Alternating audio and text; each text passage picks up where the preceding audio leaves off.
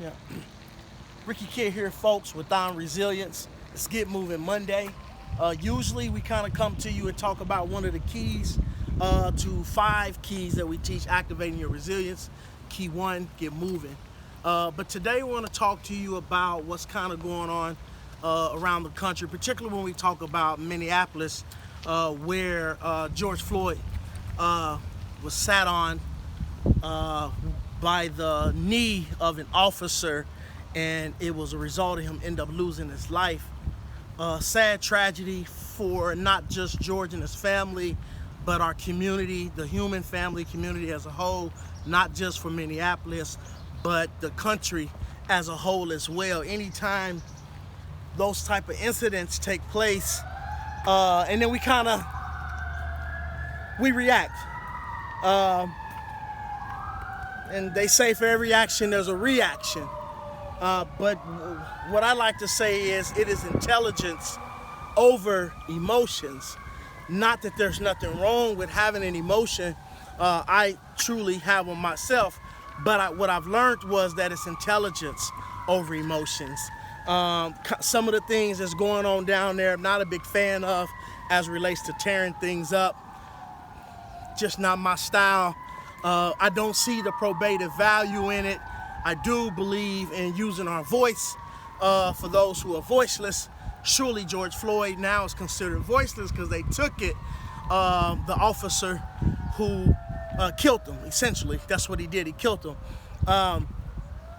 But one of the things that I just want people to understand is temperance. Really temperance. And temperance is, to me, synonymous with patience. And something that I had to learn being wrongfully convicted for 23 years myself. When I first got locked up, I was angry, I was upset, and in my early bit, I would lash out. But I realized that it didn't give me the result that I actually thought it was gonna give me. And so that's where I developed the I over E, or adapted I over E in my life, intelligence over emotions. I think we should protest. I think we should use our voice to let people know, or the government officials or elected officials, that we're not happy with killing innocent individuals, period. We're not happy about that. So I 100% support protests, but I also want to just encourage people to think about what the ramifications are when we are using our emotions over our intelligence. It tend not to work out for us, and then we learn later that I probably should have did things different. I like our younger generation. I love the spark, I love the fire, I love the energy that they possess. Let's move over a little bit. I love the energy that they possess.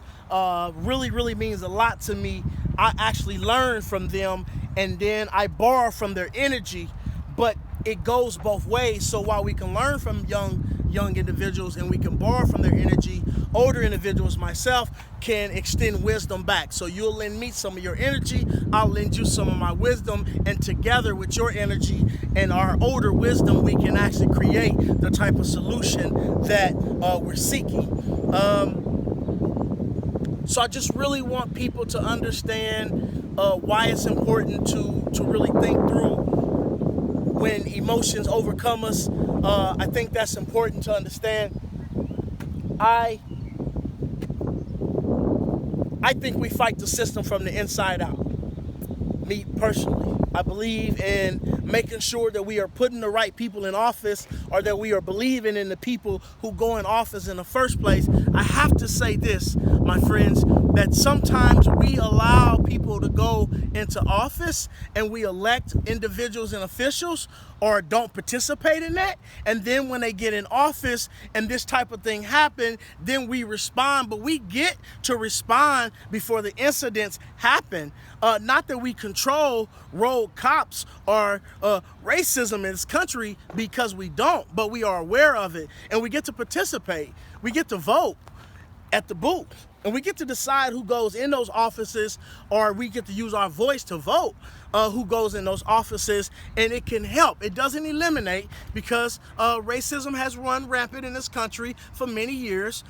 Forms of police brutality have shown up all across the country for many years, but we don't have to just wait for it to happen and then decide to become angry and upset and then protest and then tear things up and burn things down. We already know that it exists. We already know that it's been existing, and we already know how these individuals, chief of police or governors, we know how they get in office. They don't pop up out of the ground. We actually allow them to go into office. And so if we really want to pay attention to what's going on and make an intelligent decision, then let's do that at the voting booth and not in the middle of the streets or where we tear up our own communities. Of course, I'm from the Midwest. It's not happening in this region here, and we haven't seen anything as far as any protests in this region, at least not yet. But even if they do begin to pop up, I just want to make sure that I'm saying something, that I'm using the platform, and I'm really just peeking my head inside the tent, guys. My issue is really changing the criminal justice system as it relates to wrongful convictions, policy changes as it relates to wrongful convictions. Then, of course, I teach and share about how people can activate their resilience. But I am a black man, and I recognize that George Floyd was as well. And I am a realist, and I recognize that the rest of the world, most of the rest of the world is as well. And I recognize that when you have a platform and you are a leader, you also have an obligation to say something, whether you're to the left of it, whether you're to the right. Leaders say something. And so I wanted to use this platform over here at I Am Resilience to shoot a word out to you and say something.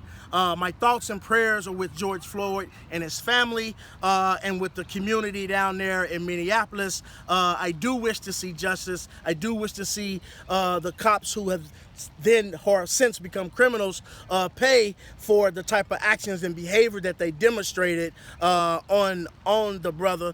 But I also want us to recognize that we have an obligation to make sure that we are setting the example, the right example, for our peers, for our children, for our grandkids, those who are coming up behind us. We have a moral obligation to make sure that they know how to respond and how to react accordingly and appropriate. So I just wanted to share on that, peek my head in on that, say again, guys, that we do have to recognize what's going on in our country. We do have an obligation to show up at the polls and cast your vote and let the people know who you want in and who you want out of office. It really helps shift some of that responsibility where we don't have to be as aggressive or as adamant when it comes to these type of situations. So it's election season, and it's just a few short months away.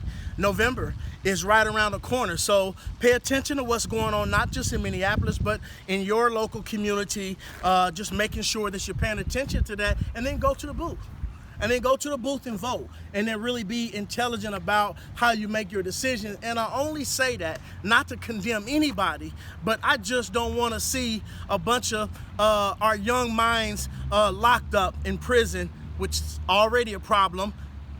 Our young minds being locked up in prison, just showing up and then showing out. Now, we want you to show up, but don't show out. Really use your voice. You have a voice, and so use your voice. And then you have, if you're a registered citizen, you have the opportunity to vote. So use your vote wisely and make sure that you're being responsible when you're upset or frustrated. Guys, this is Ricky Kidd again with I Am Resilience. We appreciate you over here. Thank you for supporting the platform. God bless you, and we'll see you next time.